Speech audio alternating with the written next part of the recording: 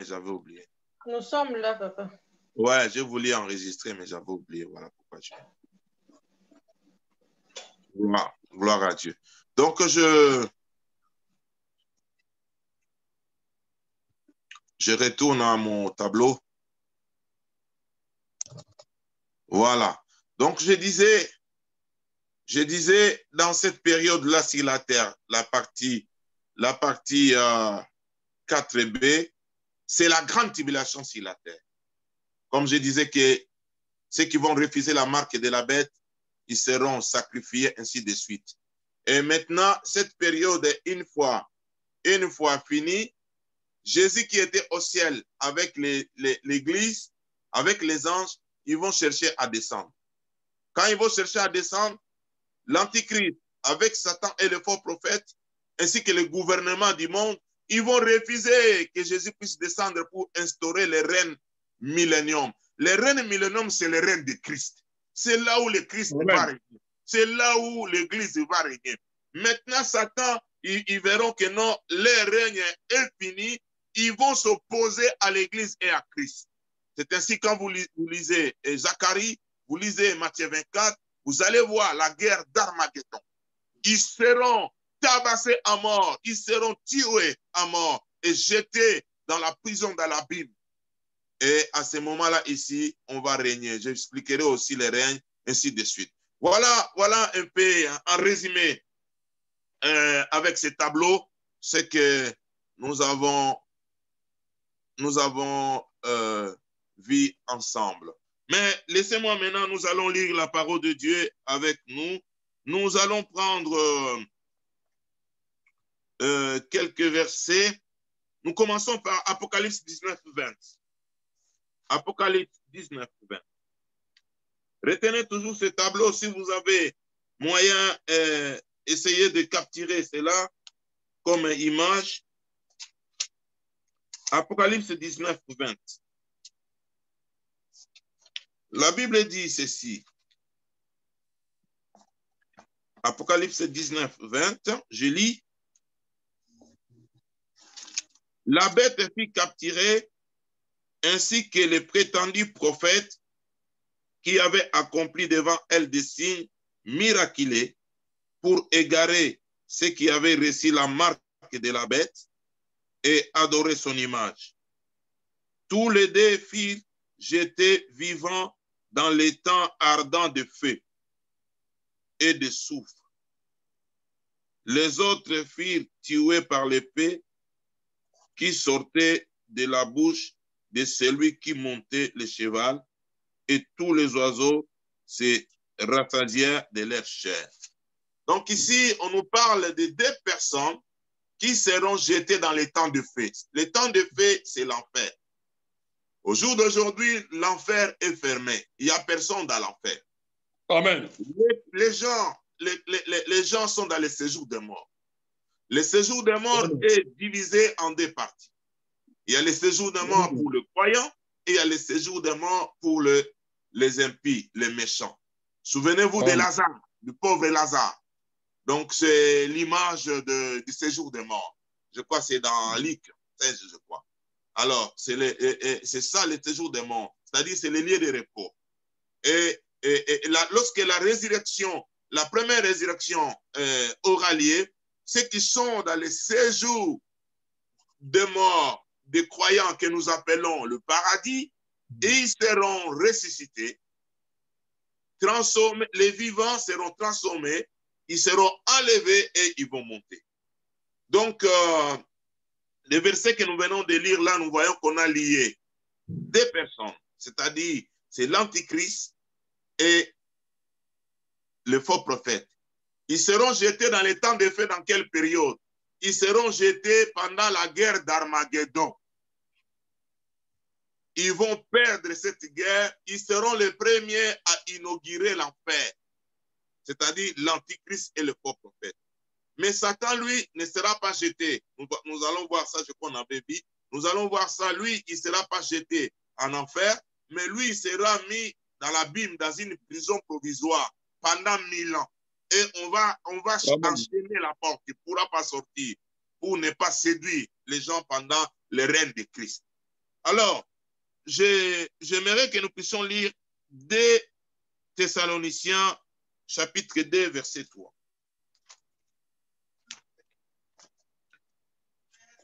Deux Thessaloniciens, chapitre 2, verset 3.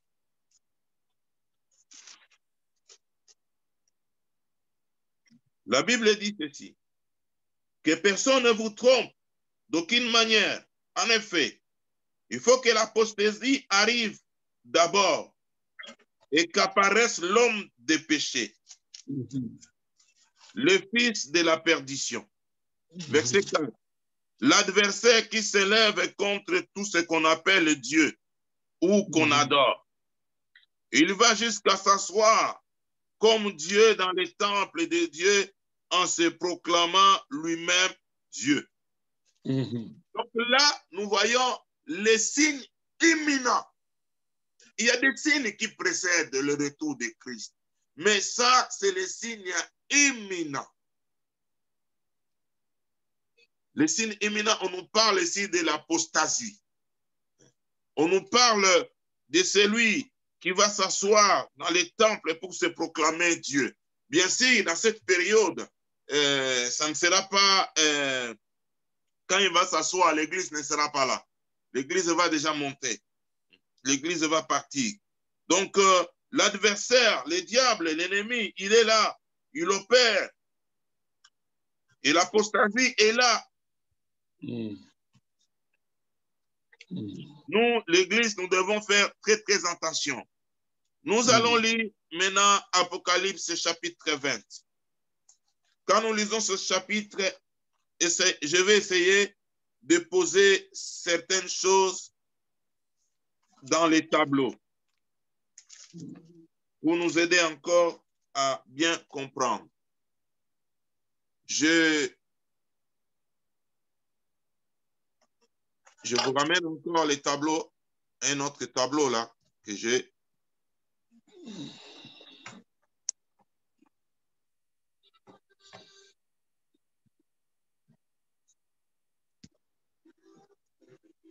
Oh là là. Le tableau en question, il a tourné, hein, c'est ça? Exact. Mais je ne sais pas pourquoi il a tourné. Comment je dois faire pour les ramener? Il faut le toucher et puis le tourner.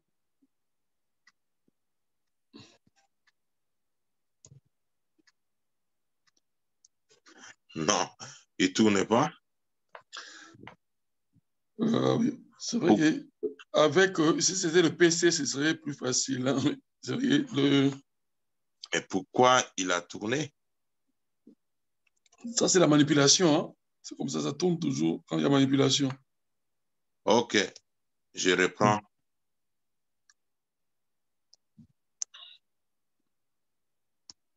Ou bien, là, c'est la façon que j'avais pris ça. Bon, Oui, je prends une autre. Ah bon?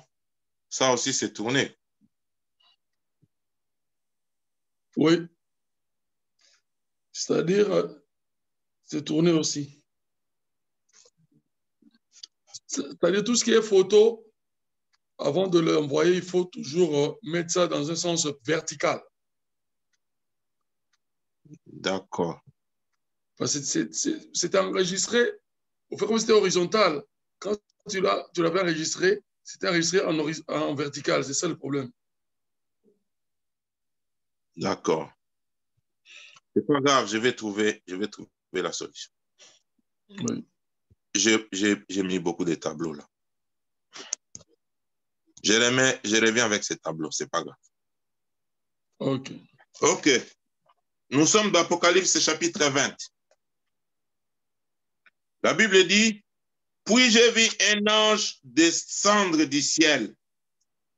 Il tenait à la main la clé de l'abîme et une grande chaîne. Là, c'est dans quelle période? Qui peut me dire?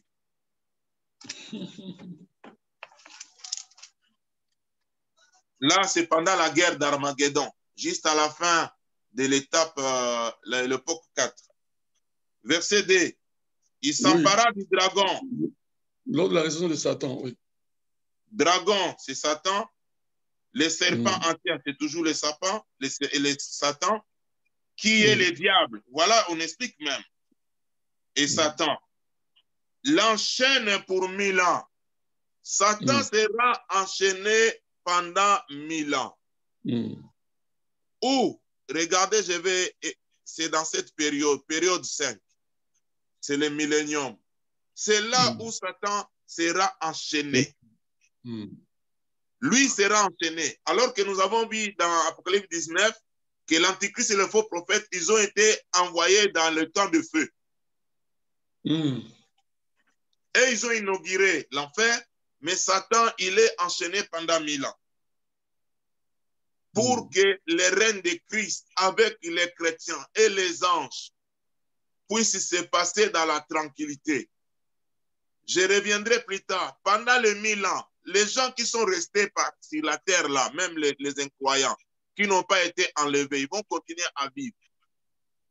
Ils auront la capacité de vivre pendant 1000 ans, s'ils sont obéissants. S'ils acceptent d'aller adorer le Seigneur qui va mettre son trône en Israël, ainsi que l'Église qui sera avec lui. Donc nous, mais on n'aura pas ce corps que nous avons aujourd'hui, parce que notre corps, il y aura la rédemption, ça sera transformé.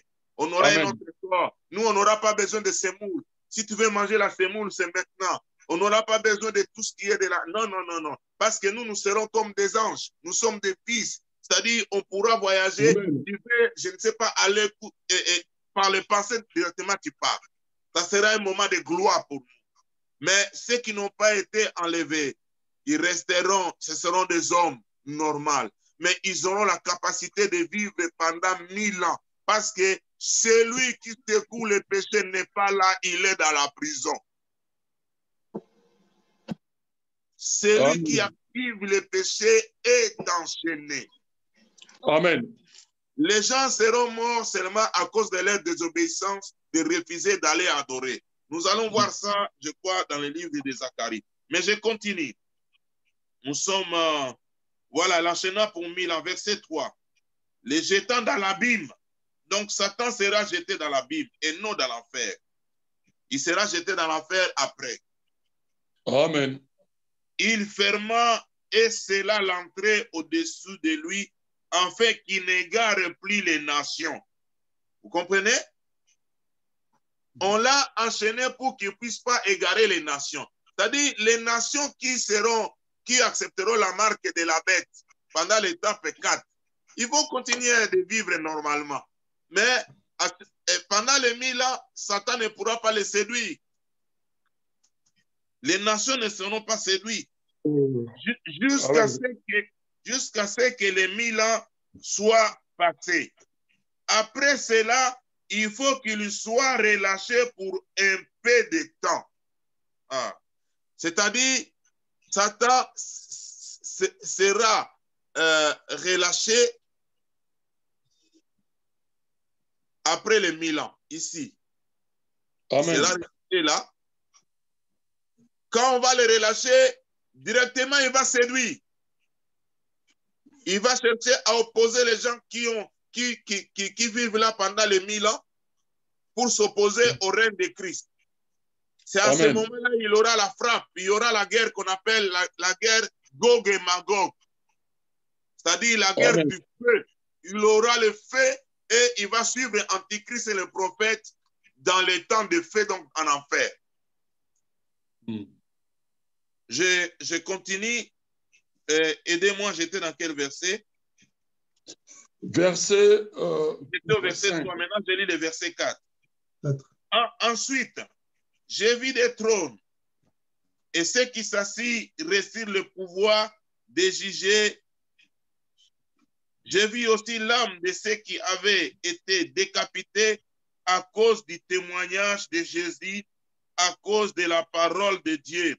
Tous ceux qui n'avaient pas adoré la bête, ni son image, qui n'avaient pas reçu sa marque sur le front, ni sur la main, ils revinrent à la vie et ils régnèrent avec Christ pendant 1000 ans. Les autres morts ne révèrent pas à la vie avant les 1000 ans soient passés. C'est la première résurrection. Est-ce que quelqu'un a saisi quelque chose? Oui. J'explique. Amen. J'explique. En fait, les gens qui sont morts ici, selon les argumentaires, ça sera les Juifs, le fils de Jacob. Parce que ça sera, et après avoir bénéficié de la prédication des deux témoins, ils vont comprendre que celui qu'ils avaient refusé ici pendant cette période, c'était Jésus. Parce qu'il y a des Juifs qui ne sont pas des chrétiens et ils entendent leur Messie. Au début de la tribulation, quand l'Antichrist va commencer à travailler là, ils vont dire, voilà le Messie. C'est lui qu'on attendait parce qu'il sera tellement puissant. Il sera puissant. Mais quand la moitié de ce temps est fini, il va s'installer dans les temples pour qu'on l'adore. Il dit, bon? C'est à ce moment-là va apparaître les deux témoins ici qui vont exercer un ministère. Parce que on dit que les deux témoins, ça peut être Élie ou bien Moïse, ou bien Enoch et Élie. Je reviendrai après. Alors, c'est ceux qui vont refuser la marque de la bête, ils seront tués par l'Antichrist et le faux prophète ici. Mais quand l'Église va descendre après les noces de l'agneau, et ils seront ressuscités pour régner pendant 1000 ans avec Christ. C'est la première résurrection. Donc, vous allez comprendre que la première résurrection a deux phases. La première phase de la première résurrection, c'est à l'époque 3. C'est la période de la grâce, la période de l'Église qui sera enlevée pour rencontrer Jésus dans les airs. Et j'aimerais préciser aussi une chose, sur le retour de Jésus-Christ. Le retour de Jésus-Christ se fera dans deux phases. La première phase que Paul nous décrit dans 2 Thessaloniciens, dans 1 Thessaloniciens 4, Jésus ne viendra pas sur la terre, personne ne le verra. Amen. Il sera dans les airs. C'est l'Église qui sera transformée, qui va monter pour rencontrer Jésus dans les airs, afin de participer au tribunal de Christ. Maintenant, c'est le deuxième retour de Jésus pour régner dans le millénium, où la Bible dit tout l'œil le verra. Ce n'est pas pendant l'enlèvement, après l'Église, que tout l'œil le verra. Non. Tout l'œil le verra quand il va descendre avec l'Église dans la gloire pour instaurer les règnes de millénium. Amen. Amen. Donc, la première résurrection a deux phases. La première, c'est lors de l'enlèvement. La deuxième, c'est après la grande tribulation. C'est les martyrs de la grande tribulation. C'est comme ça qu'on les appelle. Je continue la lecture. On était où, s'il vous plaît? Verset 5. Verset 5. Je lis maintenant le verset 6. Heureux et saints ceux qui ont part à la première résurrection. Heureux, qu'ils soient bénis. On t'encourage de participer à la première résurrection, pas à la deuxième résurrection. Heureux et saints ceux qui auront part à la première résurrection. La seconde mort n'a pas de pouvoir sur eux. C'est quoi la seconde mort? La première mort, c'est ici. Hein? Nous tous, nous mourrons pendant la grâce. Ça, c'est la première mort. Nous allons mourir. Mais la seconde mort, c'est la mort éternelle. C'est-à-dire, c'est la séparation éternelle avec Dieu. C'est-à-dire, la seconde mort, lorsque tu es jeté dans les temps de feu en enfer, c'est ça qu'on appelle la seconde mort. Donc, là, l'apôtre Jean, il souligne, il dit, heureux et saints ceux qui n'auront pas à la première résurrection. La seconde mort n'a pas de pouvoir sur eux. Frère, la seconde mort ne doit pas avoir le pouvoir sur toi parce que tu as reçu Jésus-Christ dans ta vie et le Saint-Esprit vit en toi. Voilà pourquoi, bien-aimé, tu dois vivre comme enfant de Dieu pour ne pas louper l'enlèvement. Si tu étais mort, tu seras ressuscité à la première résurrection. Mais ils seront prêtres de Dieu et de Christ. Ils régneront avec lui pendant 1000 ans. Frère, tu vas régner un jour. Si ici sur la terre, tu n'arrives pas à régner, à cause de l'injustice des hommes, à cause de la méchanceté des hommes, parce que tu as choisi de suivre, de vivre Jésus-Christ, mais un jour tu vas régner. Et personne n'aura le pouvoir de refuser ton règne. Amen. Tu régneras avec Christ. Un jour, mon frère, tu régneras avec Christ. Nous régnerons avec lui. Amen. Nous serons couronnés. Et je vais revenir encore sur ça. Je continue la lecture. Je suis au verset 7 maintenant. Quand les 1000 ans seront passés, Satan sera relâché de sa prison et il sortira pour égarer les maisons, les nations qui sont aux quatre coins de la terre, Gog et Magog, afin de les rassembler pour la guerre.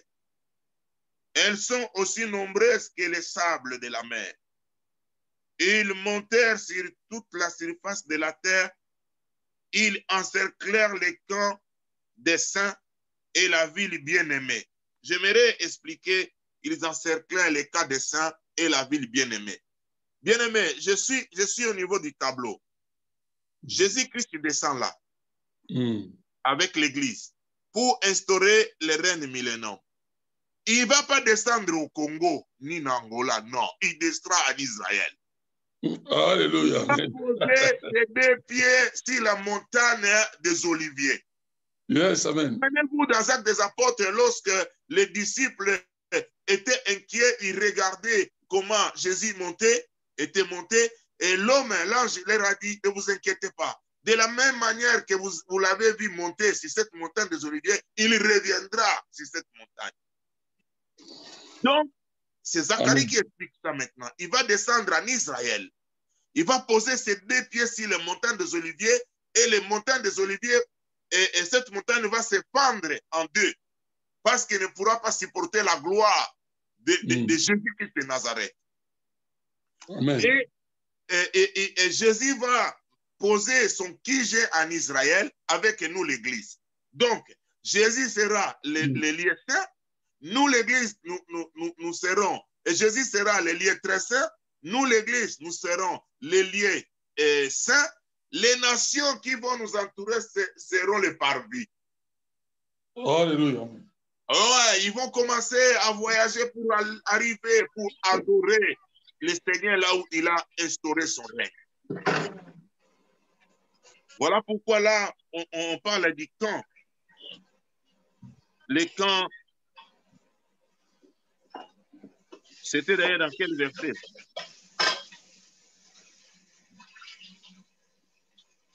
Amen. Amen. Aidez-moi, j'étais dans quel verset là? 7. 7. Verset 7.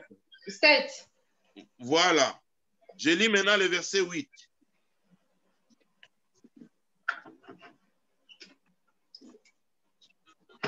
Et il sortira pour égarer les nations qui sont aux quatre coins de la terre, Gog et Magog, afin de les rassembler pour la guerre. Elles sont aussi nombreuses que les sables de la mer. Ils montèrent sur toute la surface de la terre. J'avais lu ça. Encerclèrent, voilà. Encerclèrent les camps des saints et la ville bien-aimée. La ville bien-aimée, c'est Jérusalem. Mais un feu venu de Dieu, descendu du ciel, les dévora. Les diables qui les égaraient fit jeter dans les temps de feu. Vous voyez à quel moment le diable sera maintenant dans les temps de feu en enfer? C'est après le millénium. Et de soufre où sont la bête et les prétendus prophètes. Est-ce que c'est clair? Amina. Amen. Satan va rejoindre la bête qui est l'antichrist et les faux prophètes qui étaient en enfer pendant la guerre d'Armageddon. Voilà pourquoi il faut faire attention, bien-aimé. Quand tu soutiens quelqu'un qui est dans le mal, ce n'est pas lui qui va mourir avant, c'est toi qui vas passer avant. L'Antichrist et le prophète soutenaient Satan, étaient les premiers qui sont entrés en affaire.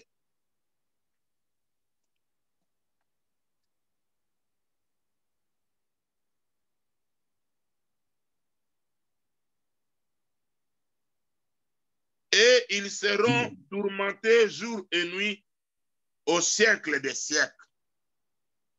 Je lis le verset 11. J'ai vu alors un grand trône blanc. Celui qui était assis. La terre et le ciel s'enfuient loin de lui. Là, c'est déjà le jugement de la terre. Quand nous disons que la terre passera. Amen. L'on ne trouva plus de place pour eux. J'ai vu les morts, les grands, les petits, debout devant le trône. Des livres furent ouverts. Un autre livre fut aussi ouvert, le livre de la vie. Les morts furent jugés conformément à leurs œuvres, d'après ce qui était écrit dans ces livres. La mer rendit les morts qu'elle contenait. La mort et le séjour des morts rendirent aussi leurs morts. Chacun fut jugé conformément à sa manière d'agir. Puis la mort et le séjour des morts furent jetés dans les temps de feu. C'est-à-dire, et la mort lui-même fut jetée, condamnée. C'est la seconde mort. Tous ceux qui ne furent pas trouvés inscrits dans les livres de vie furent jetés dans les temps de feu. Je vais expliquer quelque chose. Quand nous lisons ce texte, tu risques de croire qu'à ce moment-là, il y a aussi des gens qu'on a trouvé leur nom dans les livres de vie. Non, en fait, les livres de vie étaient là pour servir de témoignage. Les gens qui vont dire, oh non, moi j'ai fait de bonnes choses, je partais à l'église à Ararat.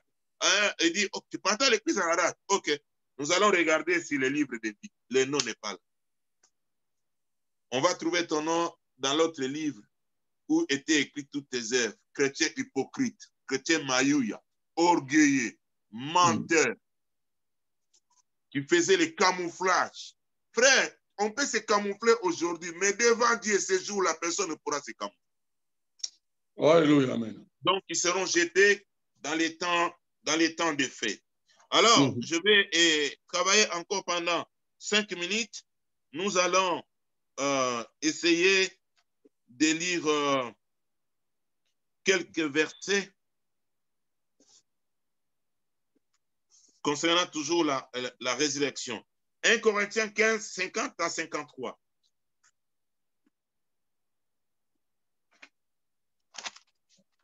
« 1 Corinthiens 15,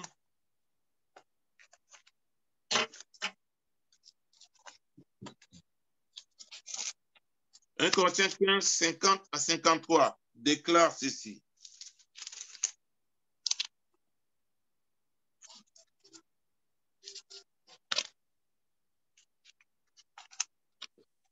Ce que je vais dire, frères et sœurs, c'est que notre nature actuelle ne peut pas hériter du royaume de Dieu et que ce qui est corruptible n'héritera pas non plus de l'incorruptibilité. Amen. Voici, je vous dis un mystère. Nous ne mourrons pas tous. Nous ne mourrons pas tous. Mais tous nous serons transformés à un instant, à un clin d'œil, au son de la trompette. La trompette sonnera. Alors les morts ressusciteront incorruptibles et nous serons transformés. Il faut en effet que ces corps corruptibles revêtent l'incorruptibilité et que ces corps mortels revêtent l'immortalité. Donc là, on est en train de... l'apôtre Paul, lorsqu'il écrit aux Corinthiens, il est en train de parler sur l'enlèvement. Il dit, lorsque Jésus viendra chercher l'Église, tous les chrétiens ne seront pas morts. Il y a des chrétiens qui seront vivants, il y a certains qui seront déjà morts. Mais ils seront ressuscités, transformés Et nous n'allons pas monter au ciel avec ces corps corruptibles. Les corps que nous avons aujourd'hui, c'est la terre, bien-aimé, ça restera dans la terre. Amen, alléluia. Nous aurons le corps de la rédemption. Amen. C'est avec ces corps que nous allons monter au ciel. Amen. Nous allons lire 1 Thessaloniciens 4, 15 à 17, ça, nous avons déjà lu. Pour la répétition, on va essayer quand même de les relire. 1 Thessaloniciens 4, 15 à 17.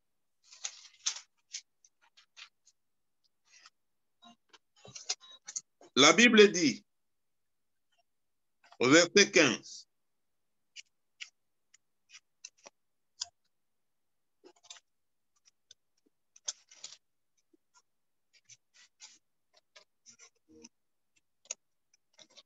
je suis en train, voilà.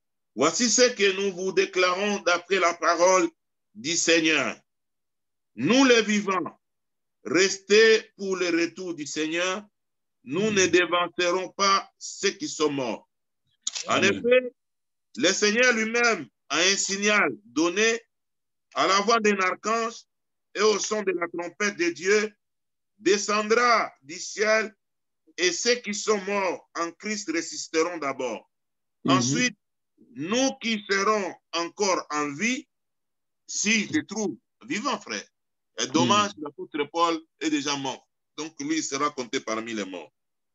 Nous qui serons encore en vie, nous serons tous ensemble enlevés avec eux, sur des niais, à la rencontre du Seigneur dans les airs.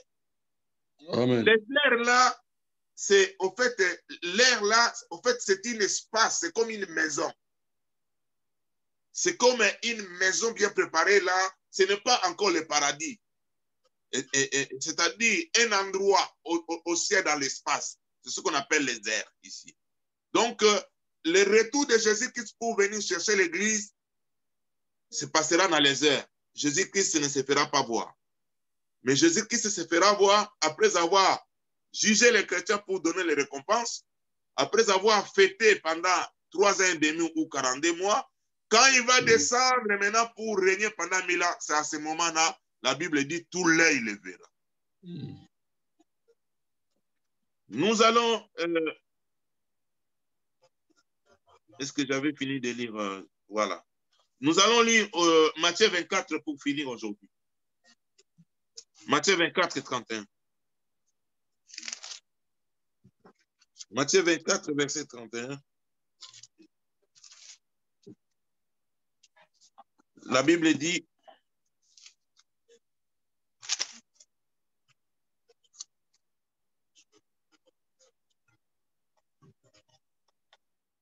il enverra ses anges avec la trompette retentissante et ils rassembleront ceux qu'il a choisis des 4 coins du monde, d'une extrémité du ciel à l'autre. J'aimerais te donner l'espérance.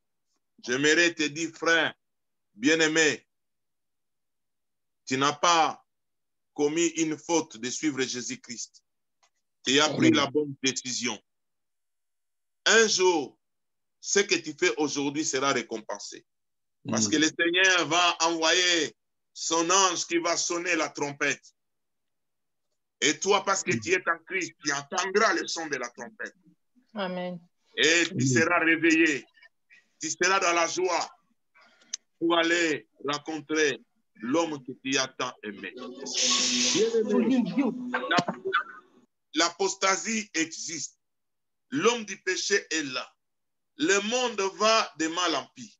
Je vais vous expliquer, je crois, si Dieu me donne grâce, prochainement à la dernière, je crois, ma prestation, je vais vous expliquer les 70 semaines de Daniel. C'est-à-dire tous les tableaux là que je vous ai dit. Daniel a vu ça. Mais en 70 semaines, Dieu lui explique ça 70 semaines. Et la façon qu'il a expliqué Daniel, c'est-à-dire 69 semaines sont déjà passées. Il reste seulement une semaine. Mais Daniel, il n'a pas vu la période de l'église, la période de la grâce. C'est comme, regardez mes doigts, si tu mets les deux doigts comme ça devant toi, c'est comme si l'autre doigt qui est derrière est caché. Donc, Daniel a vu les événements et l'église était cachée comme dans la vallée. Donc, Daniel n'a pas vu le temps de la grâce. Il a vu seulement une semaine qui était restée. Et une semaine, c'est là où on explique le temps de l'Antichrist, tout ce qui va opérer. C'est pour nous dire, bien aimés, il ne nous reste pas beaucoup de temps dans ce monde. Nous sommes des pèlerins. On ne sait jamais à quel moment. Le temps là, toutes les époques, le Seigneur a expliqué à Daniel, c'est 70 semaines. Mais il y a 69 semaines qui ont été déjà utilisées. Et c'est écrit dans la Bible, dans le livre de Daniel, chapitre 9. Allez lire déjà à la maison. Et je vais vous expliquer pour nous dire que, bien aimé, nous devons être conséquents. S'il faut servir le Seigneur, serre le Seigneur de tout ton cœur. S'il faut donner, donne de tout ton cœur. S'il faut demander pardon, demande pardon de tout ton cœur. Tu n'as rien à perdre, frère. Que les gens se moquent de toi. Que les gens t'humilient. Mais un jour, Jésus-Christ essuiera tes larmes. Et tu vas régner avec lui pendant 1000 ans. Tu ne vas pas seulement régner, mais tu seras couronné. Tu auras le couronne. Tu seras récompensé. Vraiment, que Dieu nous bénisse. Que Dieu vraiment nous parle, continue à nous parler pour que moi et toi, nous soyons conséquents et d'être les vrais chrétiens qui sont nés de nouveau. Que Dieu nous bénisse et remercions le Seigneur tous ensemble. Alléluia. Amen. Alléluia. Prions le Seigneur. Alléluia. Seigneur, nous te rendons grâce pour ce... Seigneur, merci pour ton amour. Merci pour ta bonté. Merci.